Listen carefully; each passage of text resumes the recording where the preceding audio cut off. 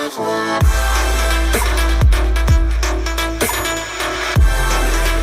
guys! Welcome back to my channel or welcome to my channel kung new viewer ka. Hi, I'm Lou. So ngayon, yung part 2 ng aking top 5. Hindi ko alam kung gagawin ko ba tong series or what, pero naisip ko lang gagawa ko ng lip tint, lipstick at saka liquid lipsticks na top 5. So ito yung pangalawa, yung lipsticks. So, ang basihan ko lang naman sa lipstick, alam naman natin na lahat ng lipstick ay normal na natatanggal kapag kumain ka, pag umiinom or kapag may nadapuan yung lips mo na kung ano man, o kung tumama yung lips mo kung saan man, natatanggal agad yung lipstick kasi cream type siya, ganon. So, itong mga ito, kaya ako sila napili, mas tumatagal pa sila kaysa sa normal na lipstick. Yung tipong pagka kumain ka, meron pa rin siyang nandyan. Hindi man buo, pero yung konti lang yung nabawas sa gitna. Alam niyo, yun yung parang nag-cling talaga siya sa lips mo. Kasi yung iba, kumain ka lang, natanggal na lahat ng lipstick mo talaga. Pero ito, parang may nabawasan ng konti sa gitna. Ayun. Ay, nasa sa inyo na yung shade. Kasi lahat naman ng lipstick na ito ay may iba pang mga shade available. Kaya, nasa inyo na lang yun. Pero ako, andun ako sa formula talaga nung lipstick. Kasi kung mapapansin nyo, isang shade lang naman to lahat. Parang na nudish pink or mga orangey nude. Ito kasi yung mga everyday kong ginagamit. At saka yung mga everyday, ito talaga yung mga nire-reach out ko sa pang-araw-araw na buhay ko. Ito yung mga lipstick na yun. So, isi-share ko na sa inyo. Etong Careline Kiss Stix. This is in the shade Vacay. Ilang beses ko na ito na-feature sa IG stories ko. Sobrang ganda niya. Ayan yung shade. Ito kanina sa part 1 to sa mga lip tint ko. Pero ito yung shade niya, Vacay. Kasi naman, besh, sobrang creamy niya as in super. Ang dali niyang ilagay sa lips. Saka, stick nga siya. So, parang lipstick and lip liner in one. Although, hindi ganun ka super precise tulad ng lip liner. Pero, alam niyo yun, you get the point na mash-shape mo yung lips mo before mo siya i-fill in. Ayun, ang ganda. Sobrang ganda. Tsaka, naglalas talaga to. Tsaka, meron pa siyang sharpener. Akalain nyo ba yun? Nandito siya sa likod. So, kung gusto nyo talaga ng super tulis, na katulad ng lip liner, ayun, gamitin nyo lang yung sharpener dito sa likod. Again, ilalagay ko lahat ng details ng mga products na ito sa description box sa baba. Ayun yung number 1. Pangalawa, this is from Fashion 21, yung matte permanent lipstick.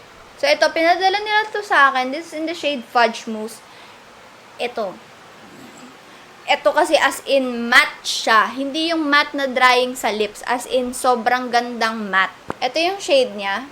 At kung mapapansin nyo, magkaiba sila ng formula nito. Ito kasi medyo shiny. Ito matte talaga. Pero creamy matte. Hindi siya yung hindi comfortable sa lips. Alam nyo yun? Sobrang komportable niya lang. Tapos, nagsiset siya sa lips mo. Dumidikit talaga siya sa lips mo. Pagkakain mo, andyan pa rin. Parang wala na akong ibang ma-describe sa mga lipstick na to. Kundi yun at yun lang din. Pero, ayun. Ito talaga. Bet ko talaga itong mga to. Kasi hindi sila madaling mawala. Hindi sila madaling matanggal sa lips. Ganun. Pangatlo, this is the Super Beaut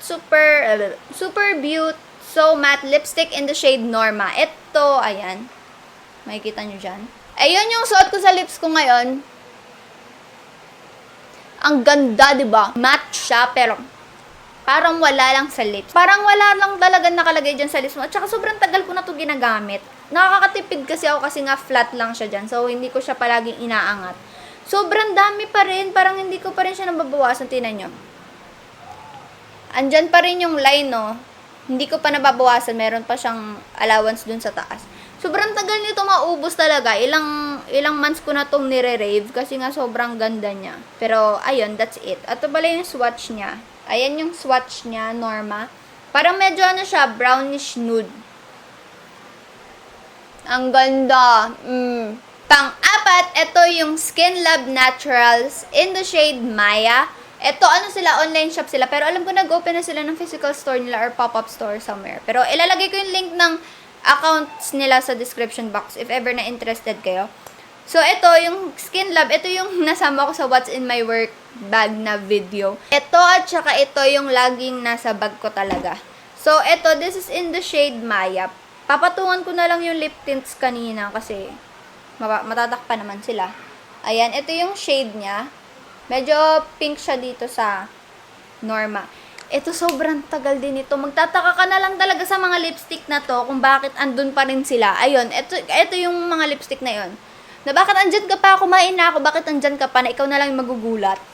Na andyan pa rin sila. Kasi hindi mo talaga ina-expect na ganun sila ka long lasting. Ito, sobrang tagal din ito sa akin. Siguro sa isang araw, itong mga lipstick na to, it's either na isang retouch or walang retouch at all. Yun. Tsaka ito yung Skinlab Naturals. Sabihin ko na rin sa inyo, since andito na ako. Kapag pinurchase nyo to, 30% ng ibabayad nyo dito ay mapupunta sa cancer vans na charity. Ayun sa mga cancer patients. So, if ever na interested kayo, please do buy this one. Ito yung shade Maia. Ito yung ginagamit ko everyday kasi perfect siya for me. Alam niyo yun, hindi naman super pak na pak yung kulay niya.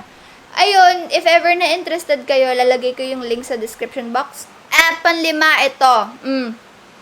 Itong 3CE Mood Recipe Lip Color Mini Kit. Ang haba ng pangalan, be. Nakuha ko ulit ito sa Careline. 5 shades siya. Mas maliit siya compared sa mga normal lipstick. Ayan. Maliliit lang talaga to. So, this is perfect sa mga girls na gusto madaming shade ng lipstick. Alam niyo yun, kasi ako honestly, sa buong buhay ko, hindi pa ako nakakaubos ng isang lipstick. Ikaw ba, nakaubos ka na ba ng isang lipstick? Yung as in, dinut mo talaga yung tube sa ilalim. Hindi ko pa nagagawa yun sa buhay ko.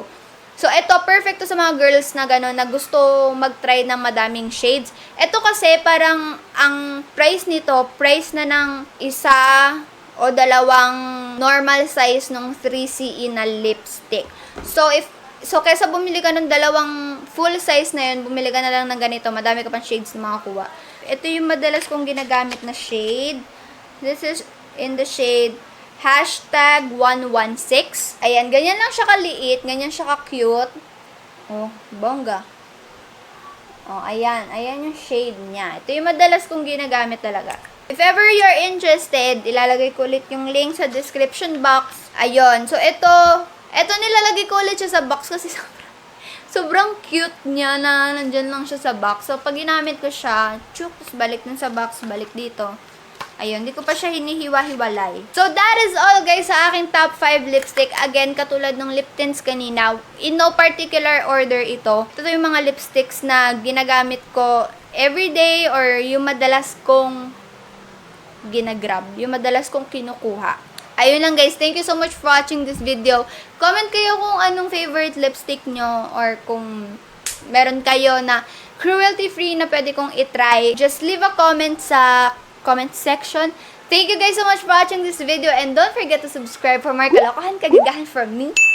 And don't forget to follow me on all my social media handles. Click that notification bell to be notified whenever I upload a new video and like this video if you like. Thank you guys so much for watching this video. Thank you guys so much. I love you and I'll see you on my next one. Bye! Wala na ng boses, be!